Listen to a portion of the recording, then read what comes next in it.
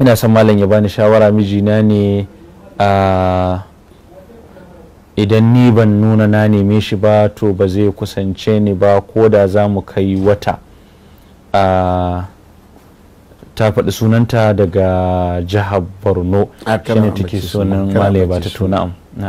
Malama, ita mace ta da matsayin da za ta gyara hankalin namiji. Kasa arewa nan muna wahala. Ita mace me yasa ake so su sa hijabi?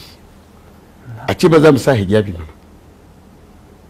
A ita ce markas wanda za ta nuna bani adam ni'ima ce ita.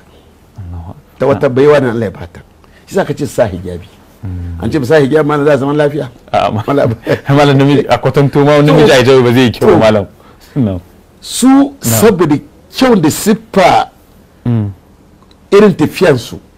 Ita ce siffan da zai jawo hankali namiji a sashen ma'ano. Saboda haka ba yadda za a yi mace ita za ta jawo hankali namiji da ado da jambaki da sauran. Namiji na nuna cewa bai gamsu da ke ba, ke ki nuna cewa mace ce.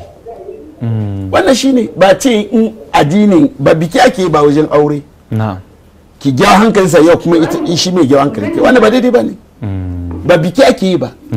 Soyayya ce wanda ke ce uwar gidan, ke ce da gidan, mallaka gidan naki ne. Ki jawo hankalin mijin, ko ina so baya so ki kar da shi, ki nuna cewa ke mace ce, kin fi. To malam.